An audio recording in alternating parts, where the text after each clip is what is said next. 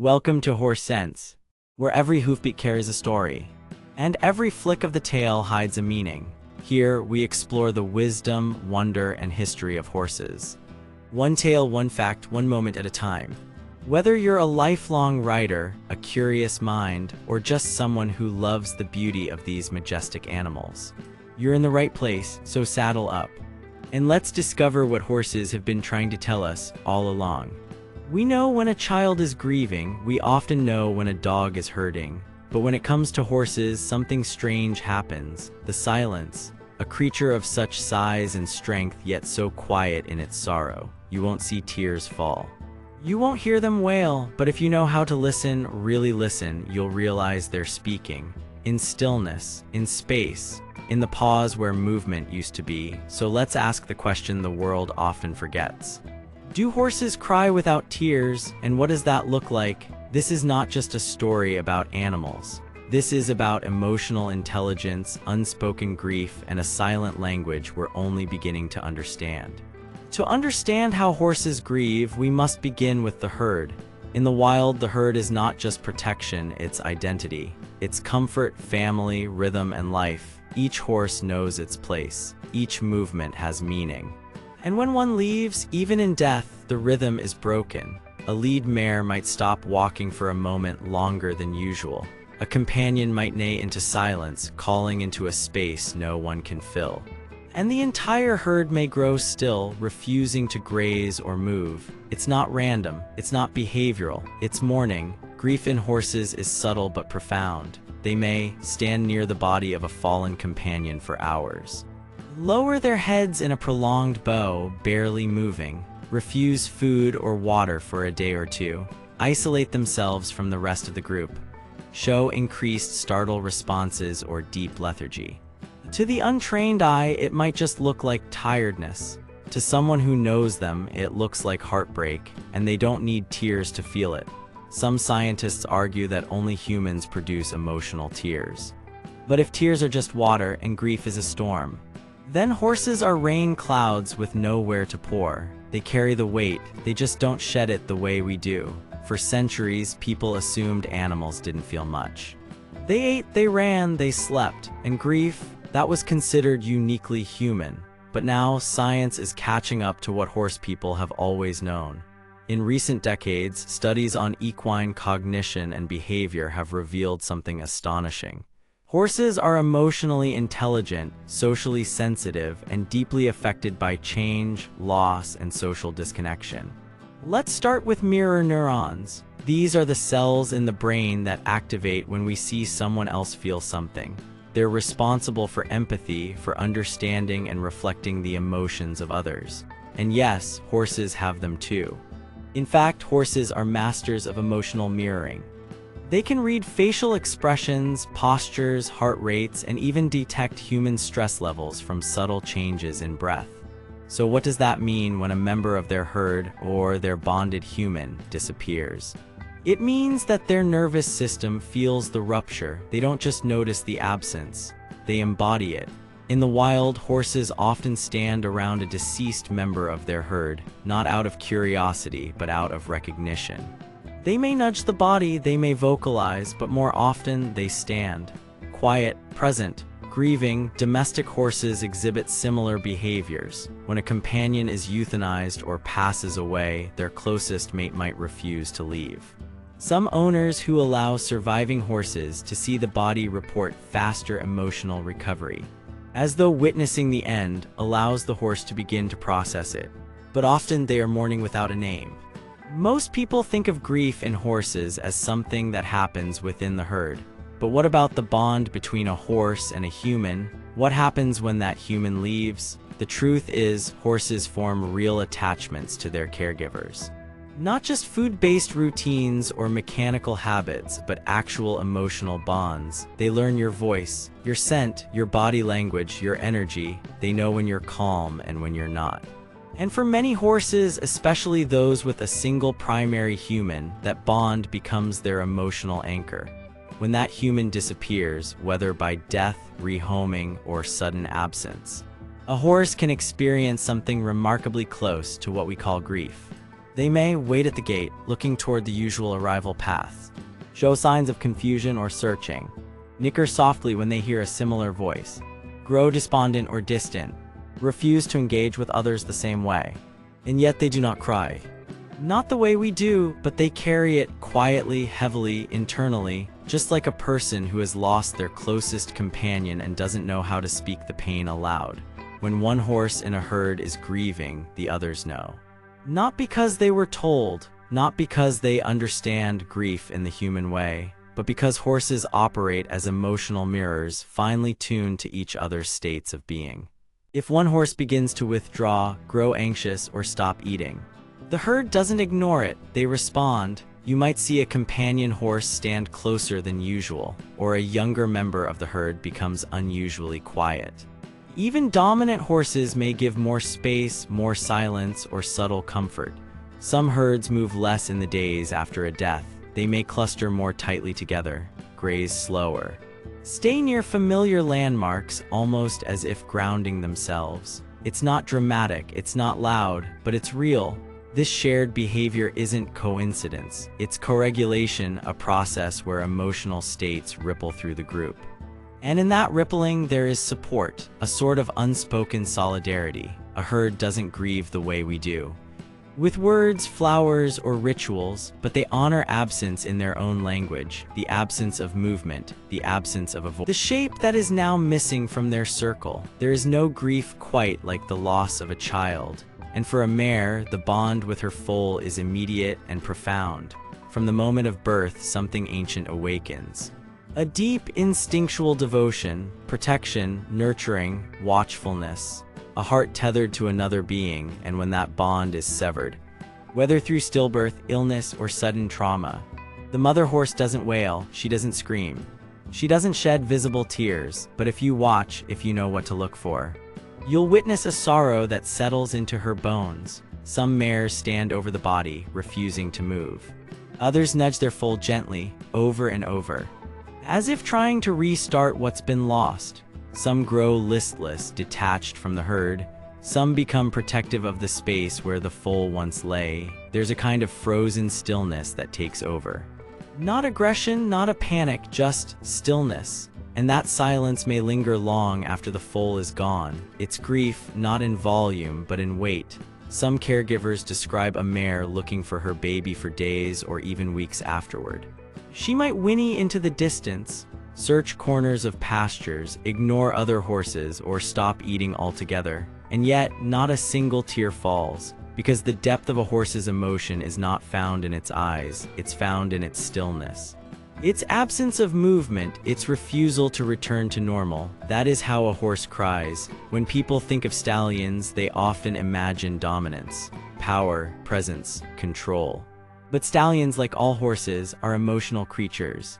And when grief visits the herd, it does not skip the strong. In the wild, a stallion may lead a small band of mares and foals. He defends them, watches over them, protects their space, but he also bonds with them, though he may not groom as often or engage in play the same way others do. The stallion remains alert to every subtle change within the group. And when one of those bonds breaks, when a foal is lost or a mare disappears, he feels it, not always in obvious ways. He may not stop eating. He may not stand over a body like a grieving mare might. But his behavior changes. He may become unusually withdrawn, less vocal, less focused on herd defense, more still. Some stallions, particularly those with long-term bonds, may show signs of pacing, fence walking, or calling out into empty space. Others may grow agitated, as if the loss disrupted not just his emotional state, but his entire purpose, because in horse society, leadership is deeply tied to connection. And when that connection frays, so does the stallion's orientation in the world. Some equine behaviorists argue that stallions experience displaced grieving, expressing emotion not in mourning behaviors, but in subtle frustration, aggression, or fatigue. But make no mistake, they feel it. Grief touches every member of a herd, regardless of role. And stallions, though often quiet in their pain, are no exception. They don't cry, but they carry loss like a stone tucked beneath their strength. Grief isn't just about what is felt in the moment, it's about what lingers. And for horses, the memory of a lost companion doesn't vanish with the wind. They remember, not in words, of course, not with stories or dates, but with scent. With place, with routine, they remember where that friend used to stand. The sound of their breath in the morning, the feel of their presence beside them during rest. They return to the same corner of the paddock. They pause at the gate a second longer. They whinny into an emptiness that doesn't answer, and sometimes, long after the world has moved on, a horse will react to a shadow of the past, a voice that sounds the same, a sudden movement that recalls a memory, a whiff of scent on the wind. Their ears perk, their head turns, their body softens for just a second. Before the realization that it's not them, that ache is quiet, but it's there. And unlike humans, horses don't bury it with distractions. They carry it softly, solemnly, like a thread in the fabric of their being, even after a new herd forms, even after time passes.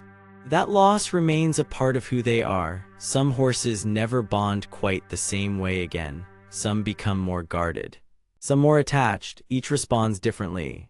But all remember, grief for horses is not an event, it's a continuum.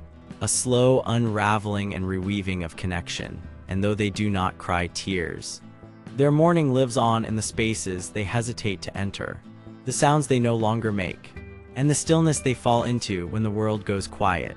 That is the long goodbye, and it speaks volumes in silence. Grief in the world of horses is not about drama. It's not even about understanding loss intellectually. It's about being with what is missing, quietly, without forcing it to leave, without trying to fix it. And in that way, horses become unexpected teachers. They teach us that grief doesn't need to be loud to be real, that healing doesn't need to be fast to be genuine. And that presence, simply standing beside pain, is sometimes the greatest gift we can offer. Humans often try to outrun grief. We keep busy, we distract ourselves, we apologize for crying, as if grief were a deadline.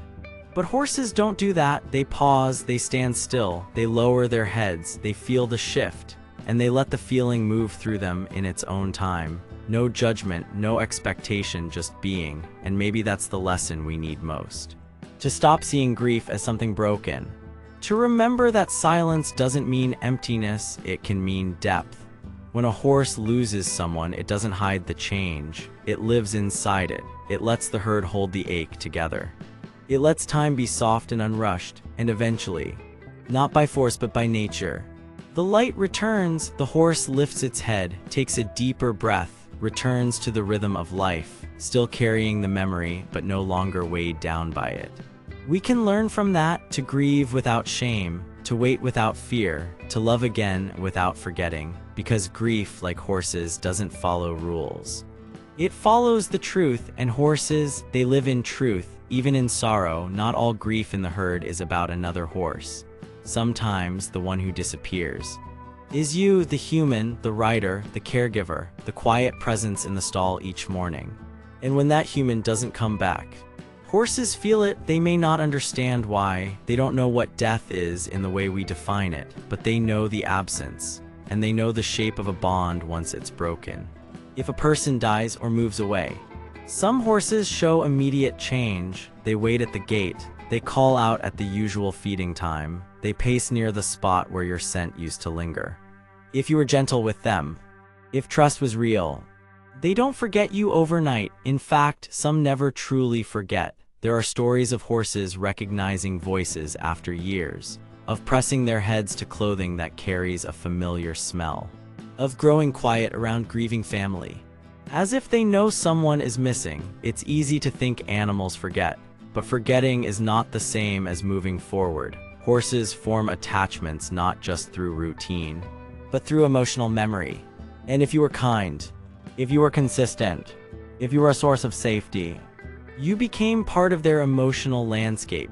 Some horses, after losing a person, withdraw. They stop responding with the same light in their eyes. They might refuse to be caught or seem uninterested in new handlers. Others wait, not dramatically, not frantically, but patiently, as if time might bring you back, even when they begin to bond again. It doesn't mean they've forgotten.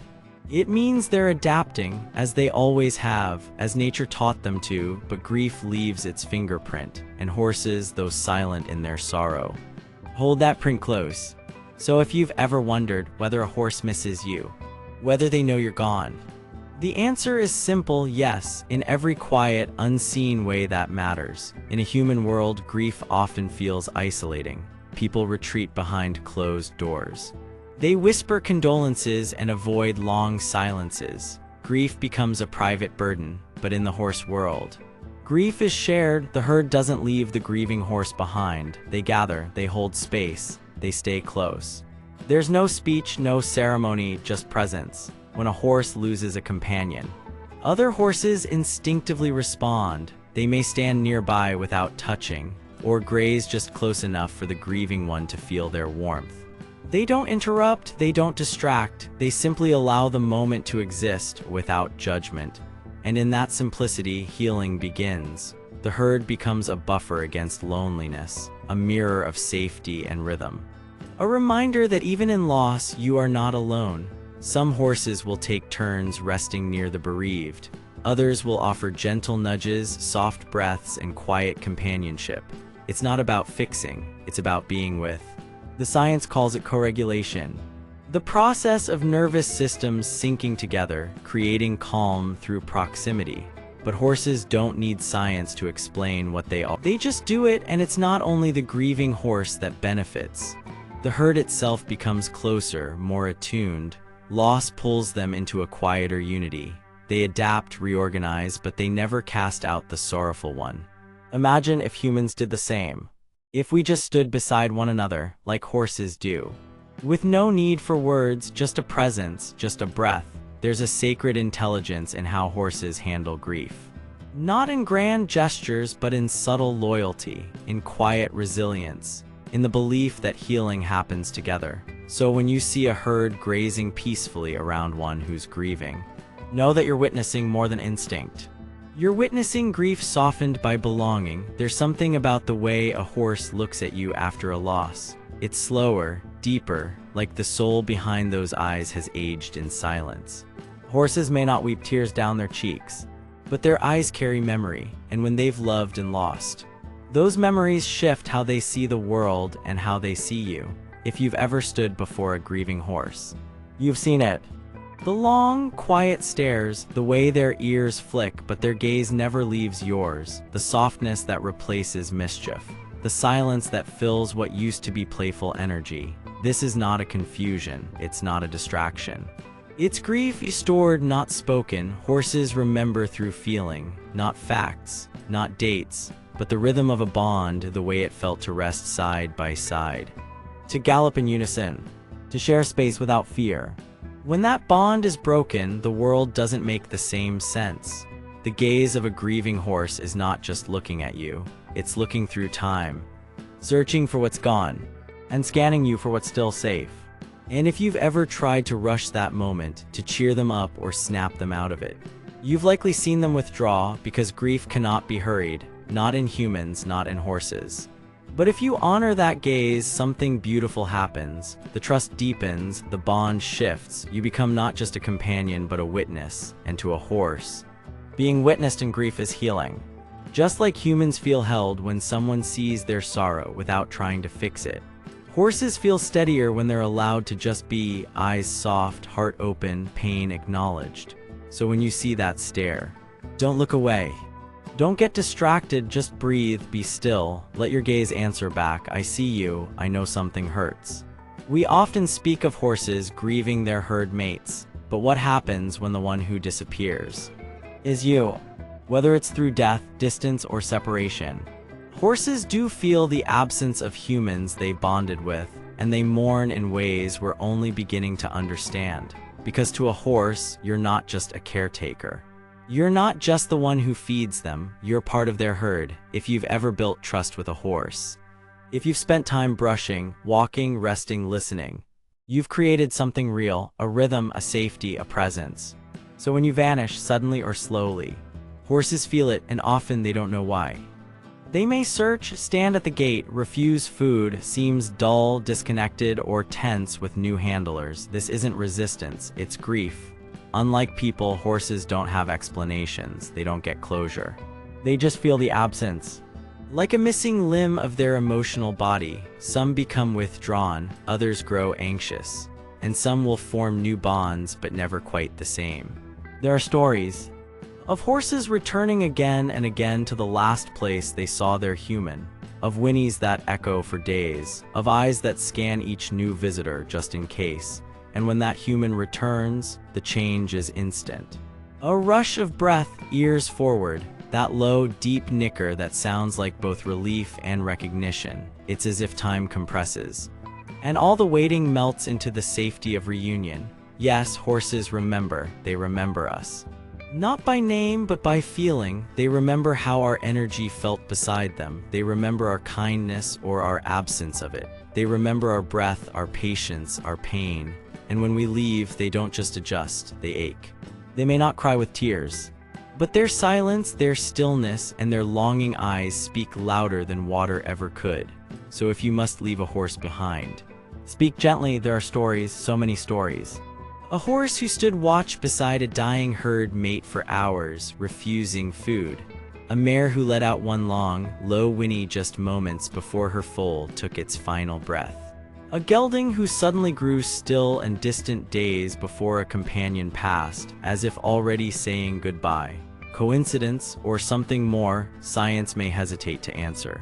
But anyone who spent time with horses knows. They feel things we do not always see. They are wired to sense shifts in energy. They live by instinct, by intuition, by reading the invisible.